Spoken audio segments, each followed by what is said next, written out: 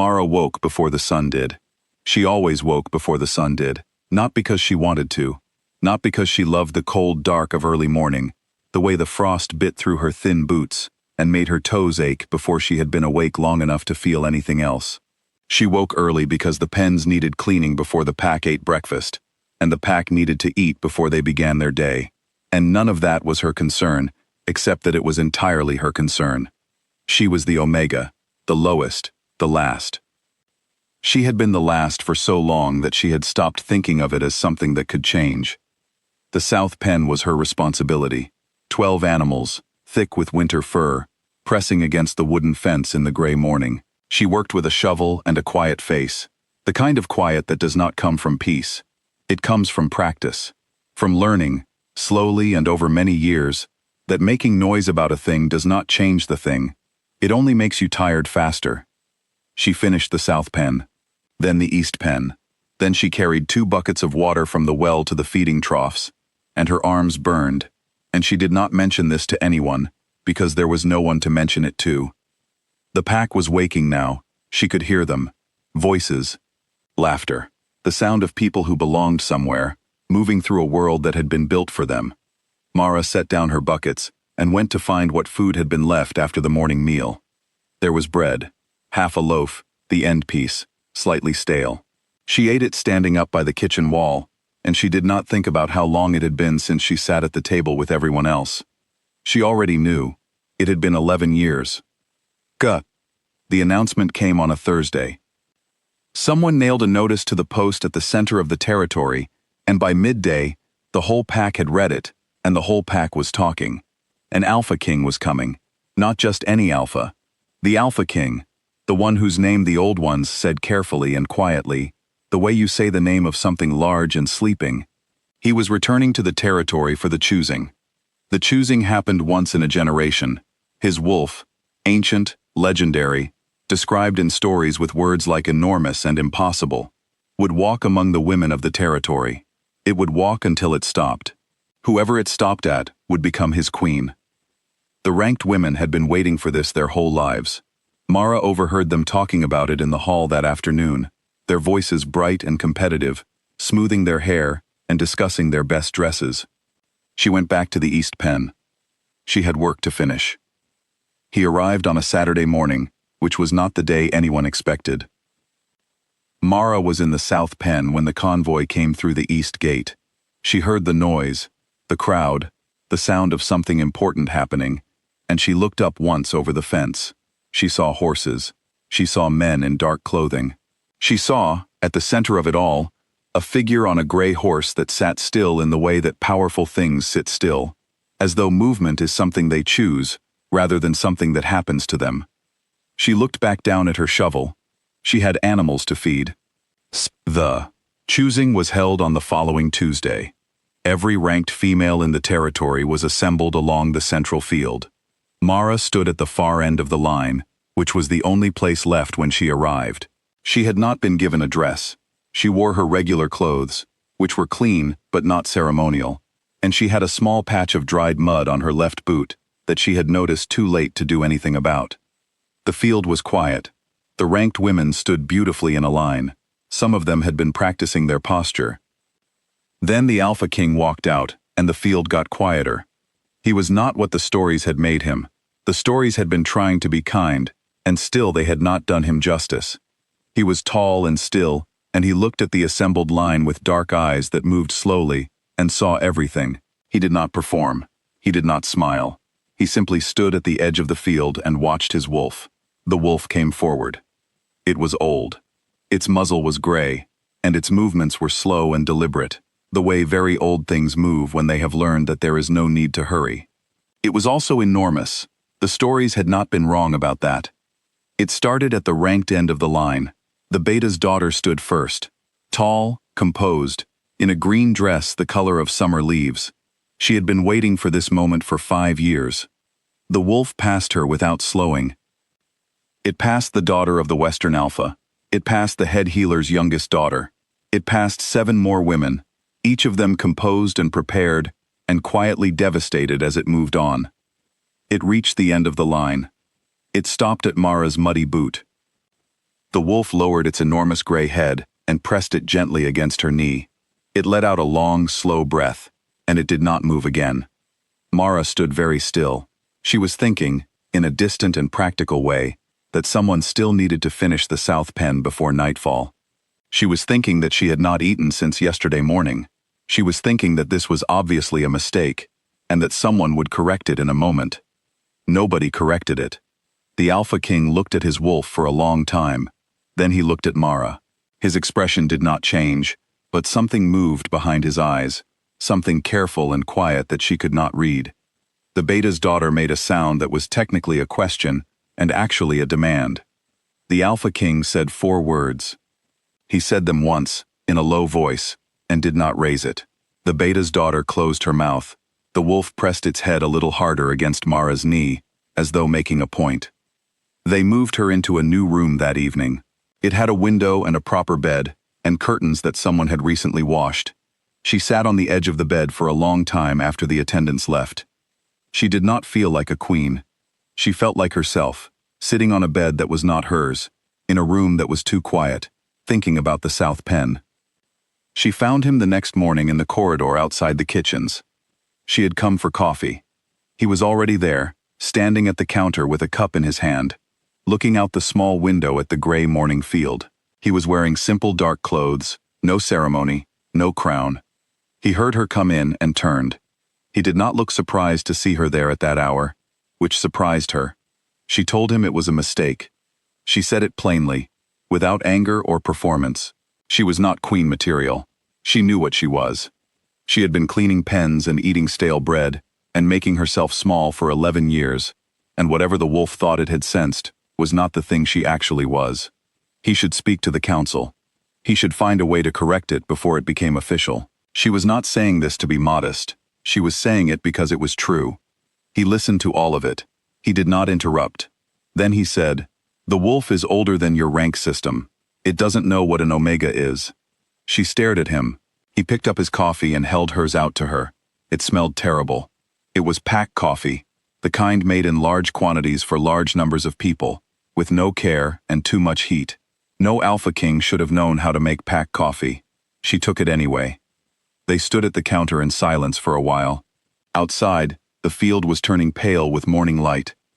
"Why didn't you stop it?" she asked. "Before it reached me, you could have called it back." He looked at the window for a long time. He did not answer, but his silence answered for him. She was quiet enough, and had been quiet enough for long enough, to understand what certain silences meant. She finished her coffee, and went to the South Pen. The council met on a Thursday. The Beta's daughter had found an old law, very old, from a record book that predated the current territory structure by 2 generations. It stated that any woman without confirmed rank, who was selected in a choosing, could be challenged in council.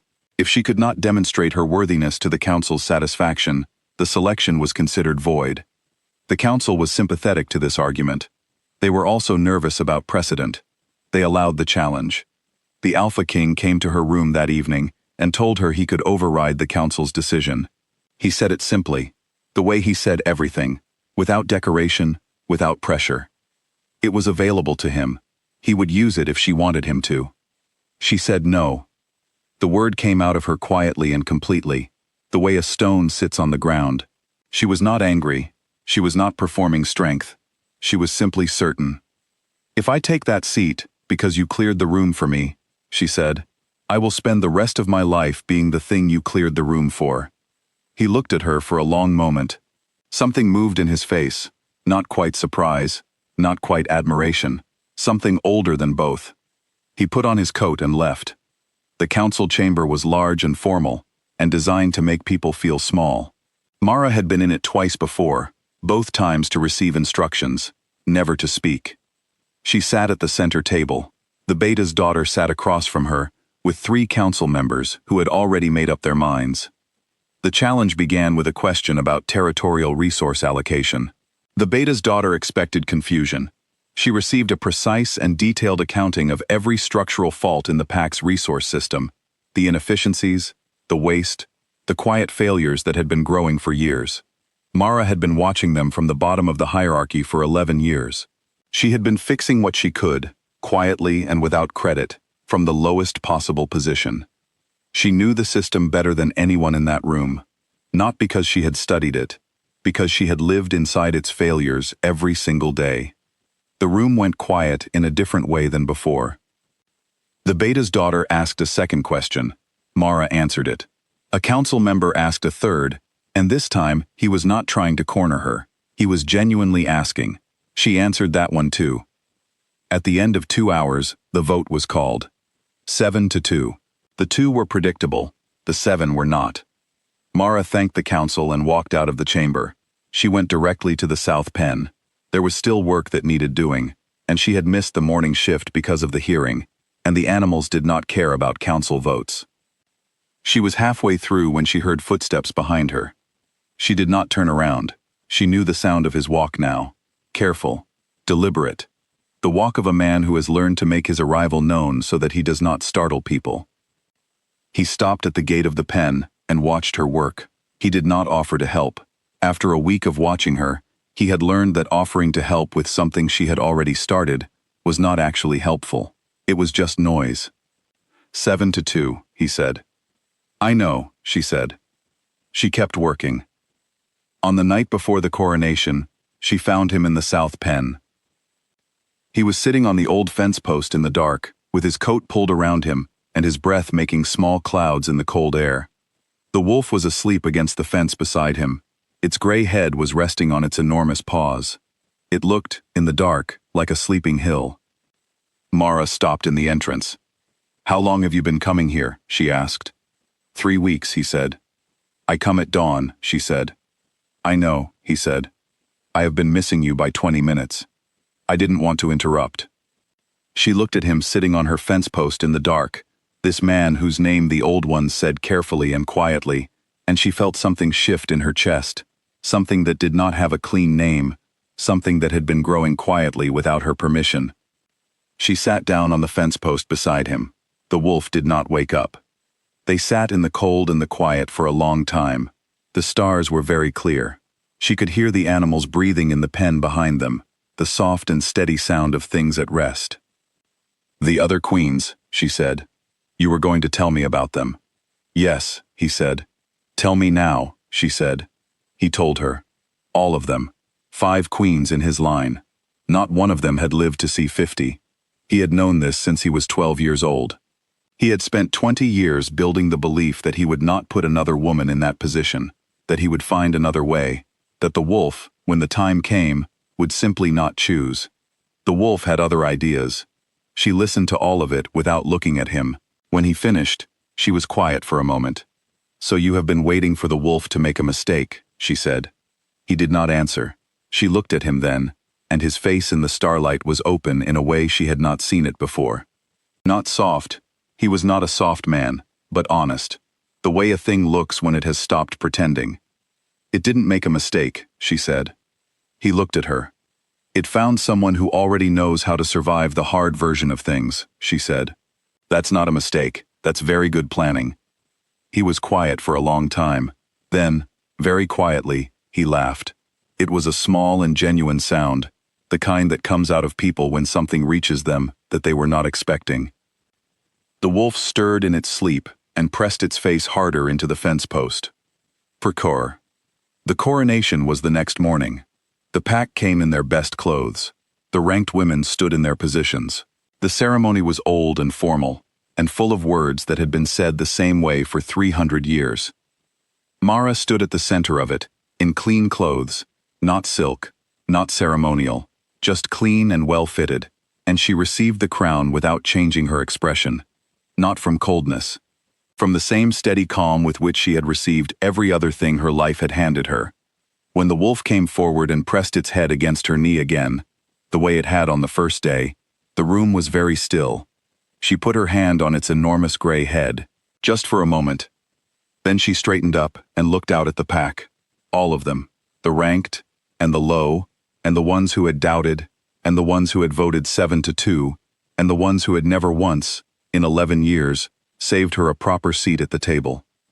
She did not say anything dramatic. She did not make a speech about where she had come from or what she had survived. That was not her way, and it never had been. She simply stood there and let the crown settle on her head. The next morning, before the sun came up, she was in the south pen. He was already there, sitting on the fence post, 2 cups of terrible pack coffee balanced on the rail beside him.